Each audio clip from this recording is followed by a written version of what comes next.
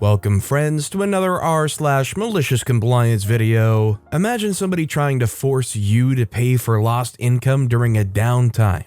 We'll hear about that crazy story in a second, but first, a story from plogan56. Give up on my career or move out? Okay. This happened recently and right now things have calmed down, so it feels right to post this here. So about 2 weeks ago, my best friend, 22, had called me, 23, asking if he could be my roommate if I find a place. I was looking for a place to stay while going to college. I told him, sure, but why? But he said he'd tell me later. We both meet up a few days later and drive about an hour away from our hometown to move into the place. We spent a few hours setting up everything and unpacking, yet he never said anything about why he wanted to move in with me so suddenly. After we were done, he sat down and explained the situation at home. He and his parents had been at each other's throats recently because he landed a remote job after our summer internship, and they thought he was wasting his life playing on the computer. His parents have always done factory and physical labor jobs and look down on people who work from their computers because they don't know what real work is. Side note, his dad actually does his auto shop's taxes and other functions from his office and rarely does any mechanic work himself, so it's kinda hypocritical. He continues to tell me that the day before he called and asked me, they had a huge blowout that resulted in his parents giving him the ultimatum of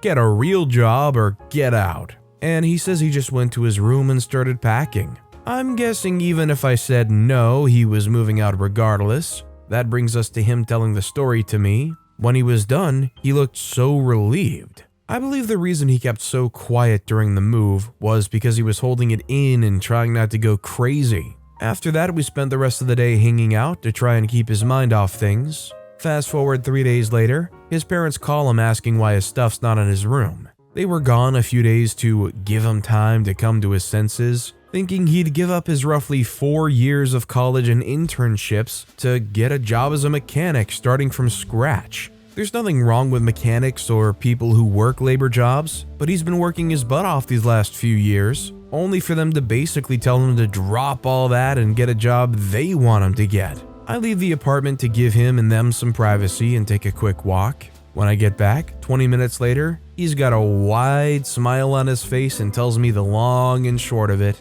He apparently left a few details out before, and this time told me the whole story. Roughly around the time we started working at that paid internship, his parents have been charging him rent, $350 every month, as motivation for him to get a real job, and the blowout that they had was about him being able to pay it, despite not having a real job they had picked out. They said he needed to grow up, get real work experience, and even went as far as accusing him of stealing to get the money, so he had enough and packed up while they were gone. The phone call they had was him basically telling them he can't go back home because he's not going to change his major, current job, or career path. So he was staying at the apartment with me. I asked him if he's going to be okay. He assured me that he already explained everything to his other relatives, and that they're going to try and talk to his family to see if they can convince them to understand why he wants this job and how computer work is still work. This is going to be our last 2 semesters and the tuition is already paid off, so we're good at the moment, as the only thing we gotta worry about is the rent, which we can both cover pretty well.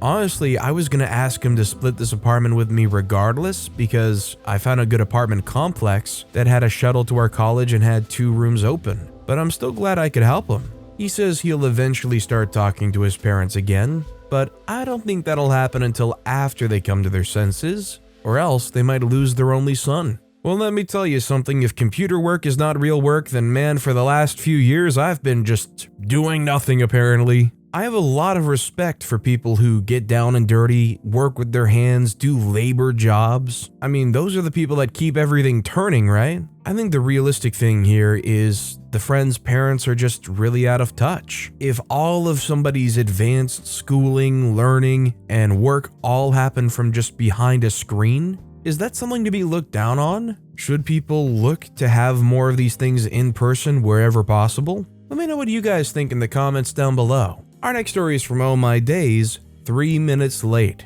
Preface, I work in a school as support staff. I'm not a teacher. I generally get to work at 8:15. Start time is 8:30. I arrive and go to the staff room and make a coffee and take it to my workstation. My manager doesn't bother with small talk, she's straight into discussing work, asking me questions, etc., often before I even put my handbag away and fire up my laptop.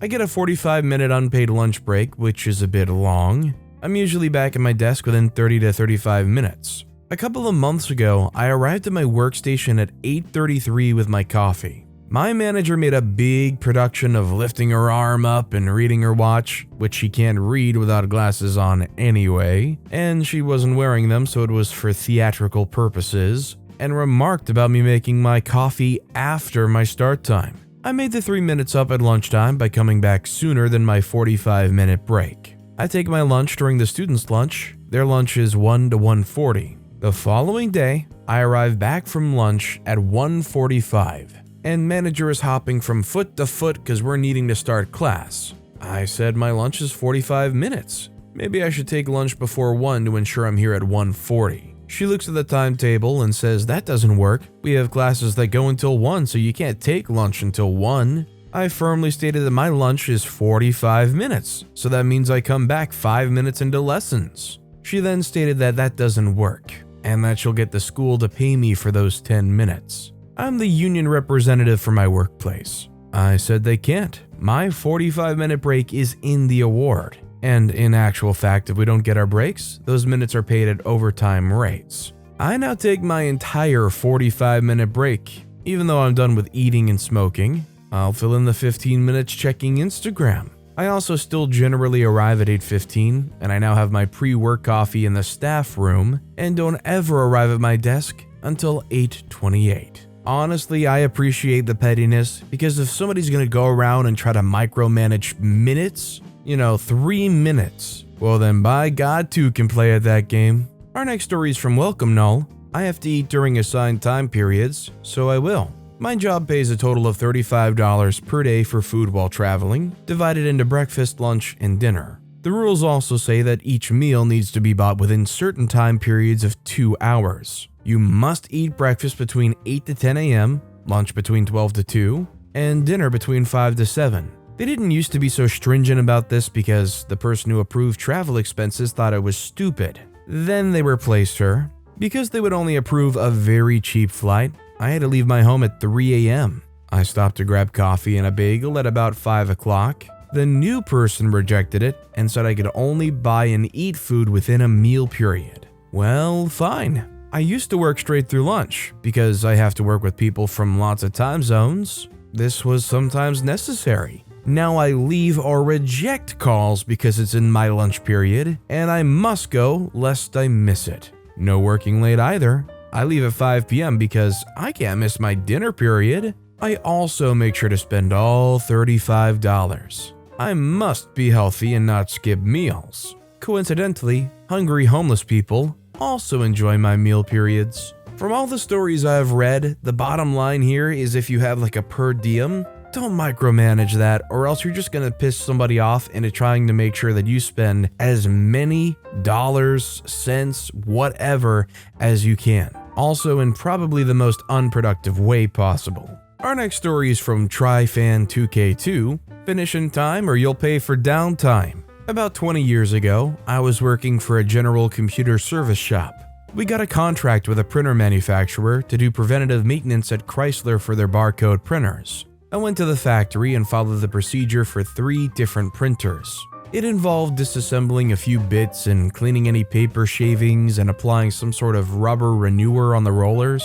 The whole checklist took about 20 minutes. I had an escort for the job, as the factory is a huge place. We walked down to the end of the line, where the cars roll off, get their final barcode slapped on, scanned, and off to storage. I was performing maintenance on the final barcode printer as the line was shut down. I started taking tools and supplies out of my work bag, getting ready to work on the printer. My escort says to me, "I hope this doesn't take more than 15 minutes. That's when the line starts up again. It's $15,000 for every 60 seconds the line is down. And we'll be sure to send you the bill if you go over." At this point, I begin taking the tools and supplies off the table and putting them back in my bag. He asked me, "What are you doing?" I responded, "I'm leaving. These printers take about 20 minutes and I'm not authorized to risk $15,000 per minute.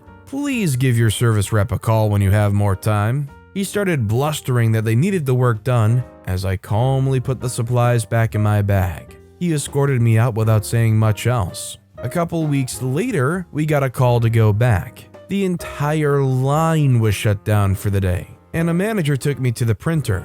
He told me that the line gets shut down all the time for various issues, and that the guy who brought me around got in a bit of trouble, but he was union, so what can you do? I don't blame OP one bit, even if this was like a playful threat. That is the kind of money you do not play around with if you could be possibly liable at all, or they want to try to somehow pin any kind of blame over that amount of money on you. I'd pack up and dip too. I'd be like, forget that, I ain't gonna go broke here. This next story is from Computer 1313. Pull a bait and switch to fill an Excel VBA developer position? And no training or guidance for the newbie?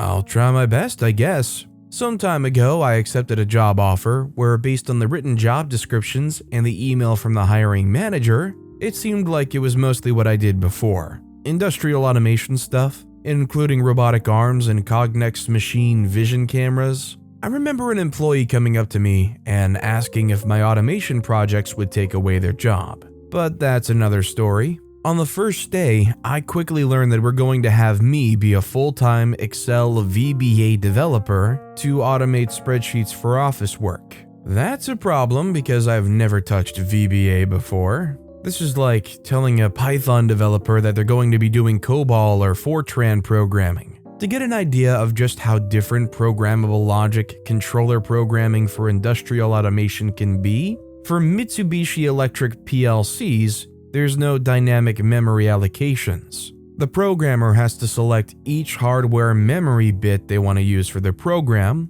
and make sure they aren't using a memory bit that's already in use. I've seen someone who accidentally used parts counter memory bits for something very different and quickly caused damage to the conveyor system. And if you want the memory to persist between turning on and off the machines, you have to specifically use battery-protected memory bits, because all of the other memory will be wiped upon loss of power. When I asked my supervisor, "Where's the industrial automation I was promised?" they said it was still automation work. I asked if there was any training programs for me to understand the basics of VBA, and he said no. Instead, the expectation was that I would start writing code in the first week. After that first day interaction, I started applying for a new job, but that was going to take time. So for the next several months, I had something like 30 plus tabs open on Stack Overflow, Microsoft's documentation, YouTube videos, and so on. If there's one thing I'm thankful, it's that they gave me a computer with a dual monitor setup.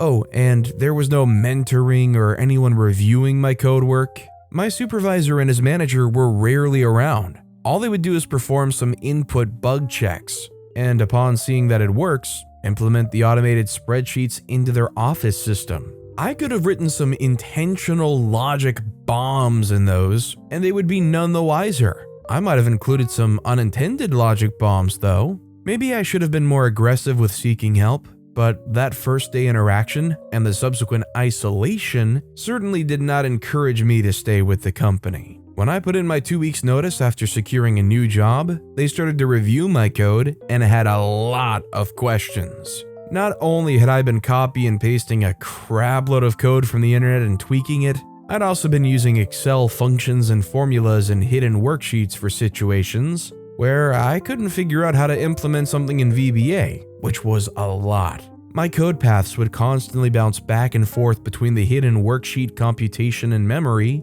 and VBA logic. I recall there was one bug report where someone complained that when they deleted all of the hidden worksheets, the automated worksheet crashed and wiped out an hour's worth of work that they'd not saved before. My supervisor shared the report with me to have a laugh, but he never looked into why deleting those hidden worksheets caused the crash until after I put in my 2 weeks notice. They asked why I hadn't been following the company's guidance on standardized VBA programming styles and formatting. I told them that they had the opportunity to guide and correct me in the months before, and had previously written in email telling me to figure out things on my own. After all, they were the ones who reviewed my automated worksheets. That was when my manager admitted that they shouldn't have neglected new hires for such a long period of time. then asked if I could work as a part-time consultant to help maintain my code while they try to fix the mess. That plan fell through though because I felt their asking hourly wage for the consultation job was too low for the inevitable stress I'm going to get from having to guide someone through my spaghetti codes of heck that I barely understand myself. I do feel sorry for the next person who has to maintain my automated worksheets. I did include comments in them explaining that I was a manufacturing automation engineer that was pigeonholed into the VBA programming work. What confuses me is when OP accepted this job offer, did they not explain that VBA was needed? VBA being Visual Basic. And then they really dropped the ball by not monitoring any of the code that the new hire was putting through. It's kind of like, imagine you get really used to typing on a regular keyboard. You accept a job offer and you expect to be still typing in on a regular keyboard, and when you get there, you find out they're actually using a totally different kind of keyboard that has all the keys rearranged, maybe a few of them look kind of similar, and from the get-go, you're just expected to jump in there and figure out how to use that keyboard right away, no problem. It's like, no, it's gonna take some time to get used to this, you're gonna have to learn it. Imagine like all the shortcuts and everything are different too, all the symbols and icons are different. And then imagine they set you up with that, and then they just don't check what you do for months. This company dropped the ball so hard. But with that being said, that's all the time we have for today. Now, if you want to hear another compliance story that was way crazier than any of the ones in this video, click on that left video. Or if you missed my latest video, check out that one on the right. That said, I'll see you all next time with some more stories.